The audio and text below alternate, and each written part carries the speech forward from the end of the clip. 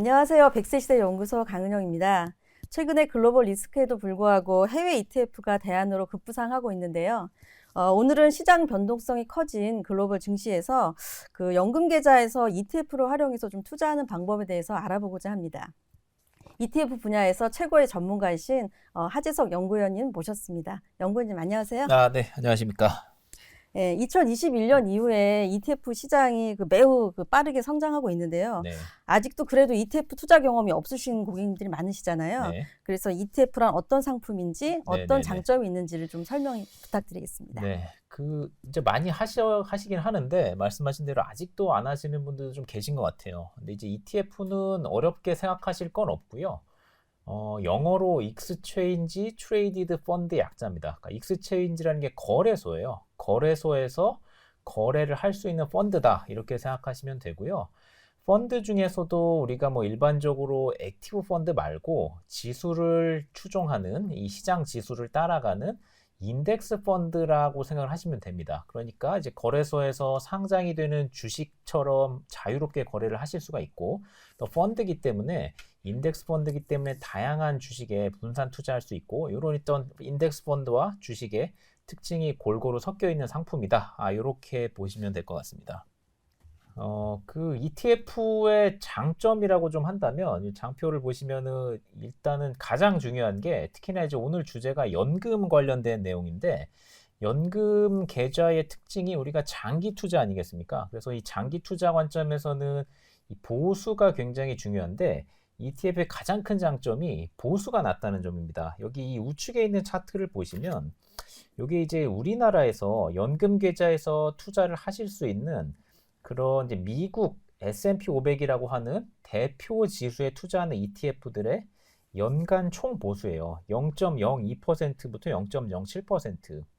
그 미국에 상장이 돼 있는 굉장히 규모가 큰 이 블랙락이라고 하는 운용사의 S&P 500 ETF가 0.03%니까 국내 ETF의 보수가 결코 미국 상장된 ETF에 비해서 경쟁력이 떨어지지가 않습니다. 0.07%도 결코 높은 게 아니고요. 그래서 이 정도 수준이면은 뭐 큰 차이가 없다고 보셔도 무방할 정도고, 그만큼 보수가 낮다는 점이 ETF의 가장 큰 장점이라고 보실 수가 있고요. 두 번째로는 이 환금성과 적시성이라고 해서, 그러니까 우리가 이제 펀드에 투자를 하시게 되면은, 펀드는 내가 이 펀드에 투자를 했을 때 돈을 넣고 나서 설정이 되기까지 시간이 좀 걸려요. 그리고 마찬가지로 해지를 할 때까지 며칠 걸립니다. 특히나 이제 해외 펀드는 시간이 더 걸리는데, ETF는 내가 만약에 어제 미국 주식시장이 조금 하락을 해서 이 정도 가격에 투자를 하면 되게 좋겠다, 이런 생각을 하시게 되면 바로 그 가격에 주식처럼 거래를 하실 수가 있는 거죠. 그래서 이런 이제 두 가지 장점이 ETF의 가장 큰 장점이고, 특히나 이제 연금 투자 관점에서 보면은 이 낮은 보수라고 하는 게 굉장한 메리트라고 볼 수가 있습니다. 네, 그렇군요. 특히 해외 ETF 투자가 굉장히 빠르게 늘고 있는데, 해외 ETF 투자 시에는 조금 더 다른 어떤 더 장점이 있나요? 네, 있습니다. 일단은 세금 측면을 좀 볼 수 있는데, 우리가 오늘 이제 연금 투자를 좀 보고 있는 거라서, 연금 투자의 장점과 이 해외 투자의 세제의 어떤 이 결합을 보면 될 것 같아요. 이 장표를 한번 보시면, 이게 이제 ETF에 투자를 하셨을 때, 발생하는 세금을 전체적으로 다 정리를 하신 겁니다. 요쪽 부분은 국내에 상장된 ETF에 투자를 하실 때고, 요쪽이 이제 해외 상장된 ETF를 투자를 하실 때인데, 결론적으로 말씀을 드리면 해외 주식에 투자하는 해외 주식시장 ETF나 혹은 뭐 국내 주식 이외에 채권이라든지 원자재, 이런 기타 자산에 투자를 하셨을 때는 국내 상장 ETF는 매도했을 때 이 차익의 15.4%, 그리고 배당을 받아도 15.4%가 원천 징수가 됩니다. 그리고 해외 상장된 ETF를 직접 거래를 하시면 양도소득세 22%, 250만 원 기본소득 공제가 있죠. 이게 그러니까 해외 주식을 직접 거래하는 거랑 같은 이제 세금 부과가 되는 건데, 우리가 이제 연금 투자를 하게 되면은 일단 해외 상장 ETF는 연금 투자로는 하실 수가 없고요. 국내 상장 ETF로만 하실 수가 있는 건데, 이 중에서 해외 주식 시장에 투자하는 ETF들을 투자를 하셨을 때는 이 매도 시 나오는 이 배당소득세가 없는 거죠. 왜냐하면 연금 계좌에서는 나중에 연금을 수령하실 때 그때 연금 소득세만 내면 되기 때문에 이 일종의 과세 이연 효과가 상당히 있다. 이렇게 보시면 될 것 같습니다. 그리고 이제 제가 이 봤을 때 또 굉장히 큰 장점 중에 하나가 이 환율 측면이에요. 환율 측면인데 국내 투자자는 우리나라 사람은 이제 원화를 사용하기 때문에 이 원화라는 게 아직까지는 우리나라가 뭐 사실 경제적으로 보면 상당한 선진국이지만 이머징 통화에 속합니다. 원화가. 그래서 이 글로벌 이 금융시장 환경이 굉장히 불안할 때 원화 가치가 많이 떨어지는 경향이 있습니다. 올해가 그랬죠. 올해가. 달러 가치가 높아지고 원화 가치는 떨어지는 경향이 있기 때문에 사실은 우리나라 사람들은 글로벌리 금융시장이 불안할 때 내 자산 가치가 어떻게 보면 좀 떨어지는 거거든요. 근데 해외 자산에 투자를 했을 때, 해외 주식에 투자를 했을 때는 이런 것들을 좀 오히려 장점이 될 수가 있는 게 예를 들면은 내가 미국 주식에 투자를 하게 되면은 원화를 뭐 환전해서 미국 주식에 투자할 수도 있지만 ETF를 투자하게 되면은 실제로 원화로 투자했지만 갖고 있는 자산은 달러 자산이 되는 거예요. 그래서 이제 올해처럼 이 원화 가치가 많이 하락한 시기에는 오히려 이 환율의 달러 강세 때문에 원화로 환산했을 때는 이득이 생기게 됩니다. 이제 이런 것들이 변동성을 전체적으로 낮출 수가 있는 거죠. 이 그래프는 뭐냐면 ETF가 해외 주식이나 뭐 해외 자산에 투자하는 ETF들은 환율을 해지하는 경우와 해지하지 않는 경우 두 가지 경우가 다 있습니다. 근데 이름을 보시면 아실 수가 있어요. 여기 보시면 똑같은 S&P 500 투자 ETF인데 이 상품에는 가로치고 H라고 붙어 있잖아요. 그러니까 요게 원달러 해지를 했다는 의미입니다. H가 붙으면. 그래서 올해 보시면은 똑같은 S&P 500에 투자를 했지만 원달러 해지를 하지 않은 이 ETF와 해지를 한 ETF 간의 성과 차이가 꽤 많이 벌어져 있죠. 꽤 많이. 그러니까 이제 이렇게 보실 수가 있죠. 원화가 강세로 갈 것 같으면 사실은 해지를 한 ETF가 유리하고 원화가 약세로 갈 것 같으면 해지하지 않은 ETF가 유리하긴 한데 사실은 뭐 장기 투자자 입장에서 이 원달러의 방향성을 우리가 예측하면서 어떤 ETF를 투자하기보다는 해외 자산, 달러 자산에 투자를 하면서 이 금융시장이 불안할 때 달러 가치 상승, 원화 가치 하락에 대한 어떤 이득을 볼 수 있는 거는 해지하지 않은 오픈되어 있는 이런 상품입니다. 그래서 해외 자산에 투자했을 때는 원달러 오픈, 그러니까 달러 자산 보유로 인한 환율 효과도 우리가 이득으로 작용할 수 있다. 이렇게 보실 수 있을 것 같아요. 네. 그리고 그 ETF 매수 금액의 한 35% 정도가 그 주식 계좌가 아닌 개인연금이나 퇴직연금 등 그런 연금 계좌에서 많이 자금이 유입된다고 들었습니다. 그래서 사실 좀 투자하기 쉬운 상품은 아닌데 이 투자자들에게 그 연금 자산에 ETF를 활용해서 그 자산 배분을 또 어떻게 좀 잘 짤 수 있을지 그런 좀 방법을 좀 알려주시면 좋을 것 같습니다. 네, 그 사실 자산을 어떻게 잘 짜는 게 이게 굉장히 좀 막연한 것 같긴 해요. 어렵고 막연한데 일단 기본적인 부분만 인지를 하시면 그렇게 어렵지는 않을 것 같아요. 기본적인 부분이 뭐냐? 자산을 배분을 한다고 했을 때 자산 배분의 기본 자산은 주식이랑 채권입니다. 이게 메인입니다. 두 가지 자산이 메인인데 주식도 우리가 전 세계적으로 주식 시장을 시가총액으로 만약에 따져본다면 사실은 가장 시가총액이 큰 지역이 미국이거든요. 그러니까 미국, 즉 선진국 주식 시장이 자산 배분의 두 축인 주식과 채권 중에 주식의 메인이라고 보시면 돼요. 그래서 선진국 주식과 채권도 사실은 미국 채권이 메인이긴 한데 이게 아직까지는 국내에서 이 ETF를 통해서 연금 계좌에서 미국 채권을 투자하실 만한 상품 라인업이 그렇게 다양하지가 않습니다. 그래서 채권 같은 경우에는 그냥 국내 채권, 주식은 선진국 주식, 요런 이제 라인업으로 해서 비중을 정해서 투자를 하시면 된다. 요렇게 일단 말씀을 드리겠고요. 장표를 한번 보시면 그 우측에 있는 테이블에 있는 내용이 요 ETF들이 제가 선진국 주식 그리고 이제 한국 주식도 하나 넣어놨어요. 한국 주식도 하나 한국 사람이기 때문에 한국 주식도 하나 넣어놨고 선진국 주식과 채권 그리고 이제 기타 자산 중에 대표적인 게 리츠인데 리츠까지 해가지고 이렇게 라인업을 이렇게 제가 리스트업을 대표적인 상품을 넣어놨는데 그러니까 요 선진국 또는 미국 ETF들을 중에서 한 가지를 골라서 투자를 하시고 주식 쪽에 채권은 이게 사실은 요 미국채 10년 선물 요게 이제 선물이 붙었잖아요. 네. 그러니까 요게 이제 개인연금 계좌는 투자가 가능한데 퇴직연금 계좌에서는 안 됩니다. 그러니까 우리가 파생형 상품이 퇴직연금에 대해서 투자가 안 돼요. 그래서 이 선물이 붙은 이런 이 미국 채권 ETF는 개인연금 계좌에서는 가능하지만 퇴직연금에서는 안 된다. 그래서 채권은 요 한국 채권 ETF 중에 하나를 고르셔서 투자를 하시고 그리고 뭐 기타 한국 주식이나 미국 리츠를 일부 편입을 하시면 된다고 말씀을 드릴 수가 있을 것 같아요. 그럼 이게 얼마씩 투자를 하면 좋을까? 이제 이게 문제잖아요. 비중이 문제인데,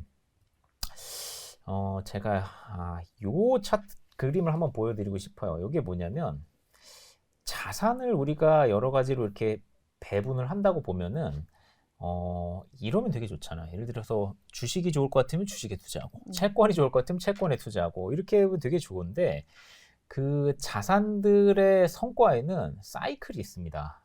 경기 사이클이 있는 것처럼 금융시장에 사이클이 있어요. 그래서 요거는 연간 단위로 어떤 자산이 성과가 좋았고 어떤 자산이 안 좋았는지를 나타나는 그림인데 이게 뭐가 좋았고 안 좋았고 요거를 보시기보다는 이 특정 자산이 계속 좋은 경우가 없고 이게 주식인데 주식이 안 좋고 여기는 안 좋죠. 그러니까 이런 사이클이 있다는 얘기입니다.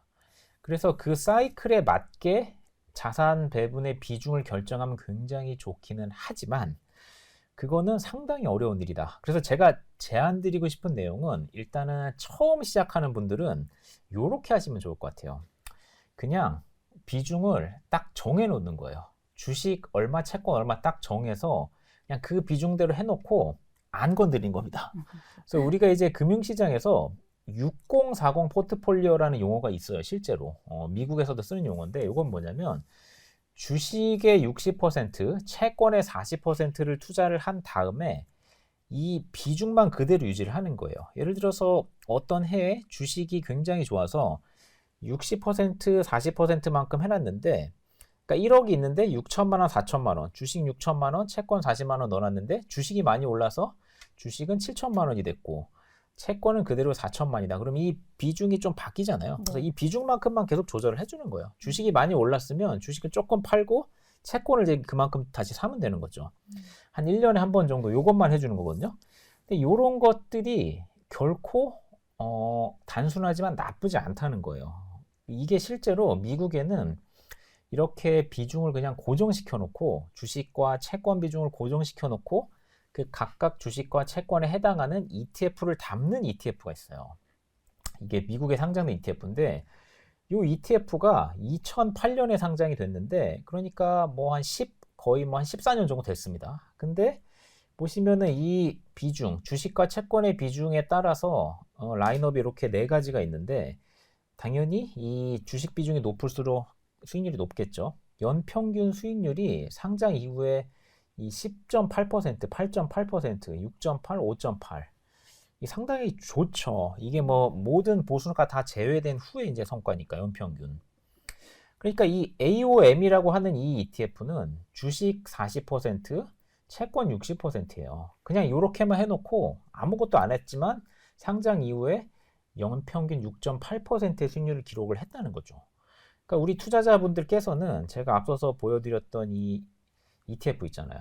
요 중에서 하나를 고르셔서 뭐 한 50%를 담으시고 그리고 요 중에서 하나를 고르셔서 50%를 담으시면 대략적으로 연평균 한 5% 정도는 충분히 기대를 할 수 있다. 이런 말씀이죠. 그래서 굉장히 단순하지만 파워풀한 그런 방법입니다. 네, 저도 뭐 이제 시니어 투자자다 보니까 조금 더 관심이 많이 가는 내용인데 요 타깃 리스크 펀드라는 그런 ETF도 있다고 들었는데 네. 그것도 좀 설명해 주시겠어요? 그러니까 요게 이제 실제로 우리가 그 주식과 채권의 비중을 딱 고정해서 해놓고 건들지 않으면 웬만큼 수익이 나온다 이런 말씀 드렸잖아요. 네네. 근데 그 비중 자체는 이제 투자자분들이 결정을 하셔야 되는 거긴 해요. 예를 들어서 조금 이제 연령이 있으신 분들께서는 아무래도 주식보다는 채권 비중이 높은 게 좋겠죠. 왜냐하면 주식은 조금 위험 자산이고 앞으로 은퇴가 얼마 안 남으셔서 실제로 이 연금을 가지고 생활을 하셔야 될 시기가 얼마 안 남았기 때문에 주식보다는 채권, 안전자산 비중이 높은 게 좋을 거고 조금 젊으신 분들, 은퇴까지 시간이 많이 남으신 분들은 주식 비중이 높은 게 더 좋죠. 어쨌든 그런데 이 타겟 리스크 펀드라는 이런 이 펀드가 있고 ETF로도 나와 있는데 이건 뭐냐면 이 주식과 채권 ETF를 골라서 딱 그만큼 그냥 고정으로 담는 그런 행위 자체를 그냥 요 ETF가 알아서 자기네들이 해주는 거예요. 그러니까 우리가 이제 투자해놓고 이거 어려운 건 아니지만 투자를 골라서 하고 고정 비중으로 한 1년에 한 번 정도 이렇게 비중 조절만 하면 된다는 말씀 드렸는데 이제 그것조차 그냥 알아서 해주는 거죠. 그래서 이 세 가지가 있습니다. 7030, 5050, 3070이 있는데 여기 이제 앞에 있는 70이 이제 주식 비중이에요. 50은 이제 주식 50, 30은 주식 30. 뒤에 있는 게 채권 비중이고. 그러니까 요 ETF가 선진국 주식과 국내 채권을 이 숫자만큼 비중을 섞어서 관리를 해주는 그런 ETF이기 때문에 앞서 뭐 제가 말씀드린 그런 방법으로 직접 투자를 해보시는 것도 좋지만 그것조차 조금 쉽지 않다. 아니면은 그것도 나는 그렇게 굳이 하고 싶지 않다 하시는 분들께서는 요거를 그냥 투자를 하셔서 아무것도 안 하시는 것도 나쁘지 않은 방법입니다. 실제로는 꽤 괜찮아요, 이게. 예, 꽤 괜찮은 방법이라고 볼 수 있습니다. 네. 타겟 리스크 펀드는 그 연금 및 ETF 처음 투자하시는 분들이 좀 자산 배분을 좀 손쉽게 할 수 있는 그런 그렇죠. 상품인 것 같네요. 네. 예, 요즘에 좀 TDF에 대한 기사도 좀 많이 네네네. 나오던데 요것도 지금 ETF가 나와 있나요? 나와 있습니다. 그 TDF 아마 기사도 많아서 보신 분들도 많이 계실 거예요. 네. TDF가 뭐냐면 타겟 데이티드 펀드인데 이게 앞서서 주식과 채권 비중을 고정시켜 놓는 방식에 대해서 말씀을 드렸는데 그러니까 예를 들면 이런 거죠. 내가 지금 20대인데 은퇴까지 시간이 많이 남았기 때문에 주식을 한 80% 정도 담아놓고 채권을 20% 담아놓고 그냥 이렇게 관리를 하고 있는데 시간이 지나서 40대, 50대가 되면 그 비중이 바뀌어야 되잖아요. 네. 근데 그것조차 나이에 따라서 알아서 조절을 해주는 게 이제 TDF라고 보시면 됩니다. 그래서 이 장표를 보시면 이게 실제로 그 나와 있는 펀드의 이제 사례인데 뭐 사실 이게 특정 뭐 회사가 이렇게 나와 있긴 하지만 이 회사 말고 다른 회사에도 다 라인업이 있고요. 어떤 회사가 더 좋다고 말씀드리는 건 아니에요.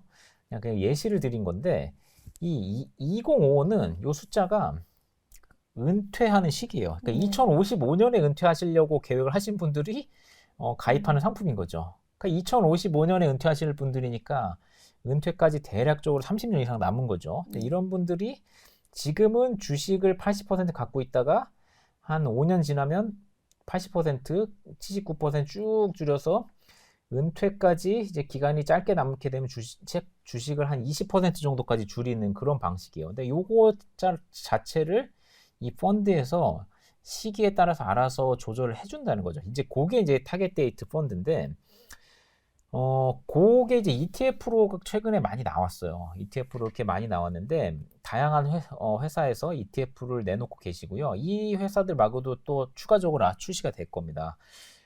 그래서, 은퇴까지 시간이 조금 많이 남으셨는데, 내가 이 주식과 채권 비중을 그 은퇴가 가까워질수록 좀 조절을 해야 되는 것도 이것도 그냥 좀 알아서 해줬으면 좋겠다. 네. 이런 분들께서는 네. 요 중에서 골라서 하시면은 ETF로 직접 투자를 하셔도 괜찮죠. 여기 보시면 2060까지 있네요. 그러니까 2060년에 은퇴하실 분들이니까 뭐 사실 굉장히 젊은 분들이겠죠. 이런 분들은 그런 분들께서 이제 이런 걸 가입하시는 거죠.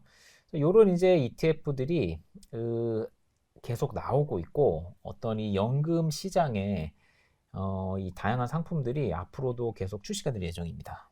뭐 예를 들어서 2030년에 은퇴를 할 거라도 네네네. 좀 공격적으로 하고 싶으면은 뭐 2050년이나 60년 걸 가입해도 되나요? 가입은 가능하죠. 가능한데 네. 이게 사실 그 은퇴하실 분들이 네. 시기가 얼마 안 남으셨는데 너무 네. 공격적으로 하시는 거는 가능은 합니다. 일단 그거는 제약은 없어요. 뭐 내가 뭘 가입하는지는 제약은 없습니다. 아무튼 뭐 투자자들의 그 은퇴 나이가 다가올수록 위험 자산 비율을 낮춰준다고 하니까 저 같은 좀 시니어 투자자들한테 꼭 필요한 상품인 것 같고요. 이 연금으로 투자할 수 있는 그 ETF들이 점점 좀 다양해지고 있기 때문에 연금 관리하시는 투자자분들께서는 꼭 좀 챙겨보셨으면 좋을 것 같습니다. 이 TDF 같은 경우 수익률도 좀 괜찮은가요? 이게 이제 펀드는 이제 출시된 지가 좀 됐는데 네. ETF는 최근에 출시가 됐어요. 뭐 한 달 남짓 됐기 아, 때문에 네. 아직까지 수익률에 대해서 어떻다 말씀드리긴 좀 어렵고, 근데 다만 이 자산 배분형 상품이라는 게 보통은 뭐 어떤 굉장히 그 액티브한 운용을 하지는 않고요. 주식과 채권의 비중을 조절하는 게 가장 핵심이기 때문에 성과가 뭐 정말 말도 안 되게 안 좋거나 말도 안 되게 좋거나 이렇게 나올 가능성은 굉장히 적고요. 우리가 이 주식이라고 하면은 전 세계 주식 시장 그리고 채권의 성과를 어느 정도 조합해서 나오는 거라서 예상 가능한 범위 내에서 움직인다고 보시면 될 것 같아요. 그래서 뭐 저는 이제 뭐 감히 말씀드리는 거는 이 상품에 투자를 하심으로 인해서 뭔가 크게 잘못될 가능성은 굉장히 낮다. 이렇게는 말씀드릴 수 있을 것 같습니다. 네. 네. 저는 제 연금 계좌에 좀 원리금 보장 상품이 좀 많이 들어 있어갖고 이참에 좀 제 연금 계좌에도 많이 좀 편입을 그쵸. 빨리 해야 될 것 예, 같습니다. 네, 적극적으로 좀 관리를 해야 되겠다는 생각을 좀 많이 하게 됐고요. 오늘 그 연구위원님 그 귀에 좀 쏙쏙 들어오는 쉬운 설명으로 여러분들에게 많은 도움이 됐을 것 같습니다. 다음 시간에도 연금 투자에 좀 도움되는 내용으로 많이 찾아오도록 하겠습니다. 수고 많으셨습니다. 네, 감사합니다. 네. 네. 네, 이 방송이 좀 도움이 되셨다면 좋아요와 구독, 알림 설정 부탁드립니다. 감사합니다.